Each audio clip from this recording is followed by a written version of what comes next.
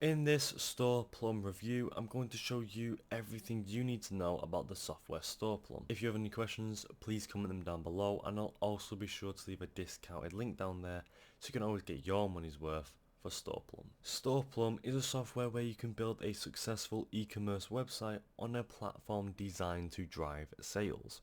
This is what you should see once you have first signed up or even logging in again. So right here is for the people who have first signed up. Your dashboard should look like this, but if you're logging in again, you should have done all this already. So overall, it's pretty simplistic. There's not too much going on other than the things it tells you to do in the beginning. So I'm going to quickly go through each feature, and then throughout the review I'm going to dive deeper into each feature. So straight off the bat, up in the top left hand corner is the Storeplum logo, which is actually clickable, and if you go ahead and click on it, it should take you to the main page, and it's good that it's clickable like most softwares. Right below that is the dashboard page, which we are on right now. This should look better once you have filled all this in, and we'll get to that in a moment. Right below that is the analytics section, and then below that is the know your customers section. In that section is the customers area, and then below that we have the manage products section. In that area we have product categories, products and variations. Then we also have manage shipping with shipping rates, manage orders with the orders section, manage discounts with the discount section, and then manage storefront with the store setup, domain, payment gateway, analytics setup, external scripts, integrations, apps, SEO report, and that's it. For the manage dashboard section, we also have users, custom fields, and about store. So overall, again, it has all the features that this software may need, but it's not all jumbled up, and it's neatly on the left hand side. In the middle right here, again, we have this section. Up on this top bar we have your profile in the top right hand corner, and then on the right hand side we have a little bit of information about the software. So I'm going to go ahead and actually quickly fill in these informations to create my account fully, and then we can go ahead and get further on into the review and see the features of the software. So to start off, it says select theme and initialize store. So for beginners, you want to go ahead and click start, and this is where you should start initializing your store and creating it to begin with. Right here it gives you a theme, a little preview. You can actually preview it fully by viewing the demo site, and once you click on that, it should take you to a different tab where it pretty much gives you a different preview, a more fulfilled preview. So back on this page you can go ahead and see the features as well, and then if you don't like that, you can go ahead and click on the next ones and pretty much just go through these and find which one you like.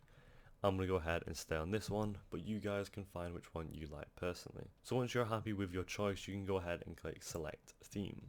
It should say confirm theme selection, and you go ahead and press yes. It should then initialize the store for you, and it takes a couple of seconds for it to do that.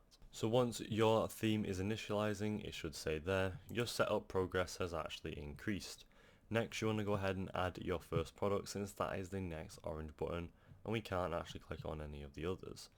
So once you click start on that, it should pretty much take you to this product section, and you can go ahead and search your product list, but we don't have any, so we're going to go ahead and click add new product in the top right hand corner. Once you click that, it should go on this page where you have your product name, SEO friendly name for URL, product category, stock, and other stuff like that. We have the pricing right there and the description and ratings. So we're going to go ahead and name the product. For the sake of the review, I'm just going to go ahead and leave it as phone, and then we can go ahead and put in the SEO friendly name for URL.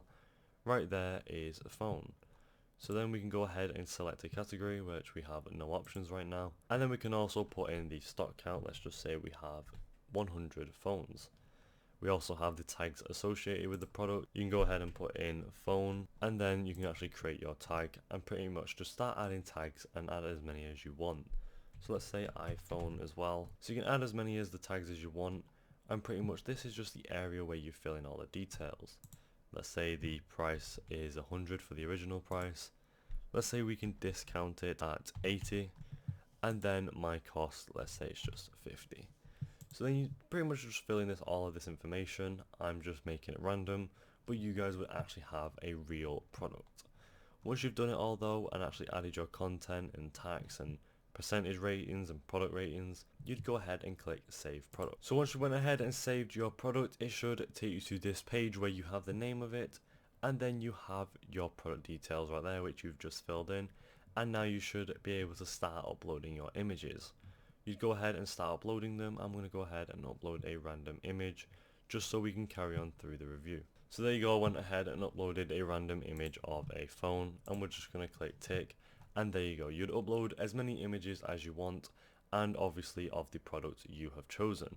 So next, you can actually go ahead and upload more images if you wish, but we're now going to move on the product variations. So you go ahead and start by adding a new variation, and then select a variant and a caption. So once we fill in that information, we'd click save variation, and it should save it to here where we have the value, the status, the incremental price, and the shipping weight, and you'd go ahead and add the options for that. Finally, we have the product metadata where you go ahead and actually activate the product to add metadata, and then you'd go ahead and click add that and pretty much activate your product. So now you've gone ahead and created your first product, and all the way back at the dashboard page you should now be, there you go, more up in your setup progress. So now we can go ahead and move on to the further features of the software by customizing our store, connecting to a domain name, and start accepting payments. So next we're going to go ahead and click customize store, and once we've clicked that it should take us to this page where we can go ahead and actually customize our own store. On the left hand side we have the different pages from home, about us, contact us, privacy policy, shipping policy, terms of services, shop all, product details, and theme defaults. We can add any pages right there with the add page button, edit the home page if we wish to do so, and then right here in the middle we have a preview. So that's pretty much it for this section. This is just where you go ahead and make your own store, and you can pretty much do that on your own time and go through and see which best suits you. All the way back at this section, once you have done that, it should then say you have customized your store, and then you can go ahead and click connect to a domain name. It should then take you to this section where you can go ahead and type in your domain name, which you're going to put reviews, and it says it's invalid because it's probably in use, but then you go ahead and find one that isn't and click save domain name. Back at this section you can then start accepting payments once you've then set up your store, your product, and all of that, and you can actually click start to start setting up your payments on your payment gateway. This software actually uses Stripe for its payments, so you'd have to go ahead and create a Stripe account for this, which we're not going to do, but you'd go ahead then do that and link it to this software. So that's pretty much it. You'd go ahead and go through your products and variations to see which products and variations you have, but then you'd go ahead and actually start managing your analytics once you've set up your payment processes with Stripe. And that's pretty much it for this software. And there you go, that is it for the Storeplum software review. Overall, I think it's a great software for actually creating e-commerce brands and e-commerce products. A couple of features I liked is that how easy it is to actually create a website. It pretty much just runs you through it on its own areas, and you can go ahead and create one as easy even if you're a beginner. Again, it takes you through the areas by itself, and there's not too many things to get stuck on. Another great feature I liked is how simplistic the software itself is, and again how easy it is to actually create a brand, product, or even a website. Would I recommend this to anyone? Yes, I absolutely would. This is one of the best softwares out there for creating e-commerce brands, and it really does compete with other areas. Overall, I do think it's a really good software, and I would recommend it. Thank you for watching. I'll see you next time.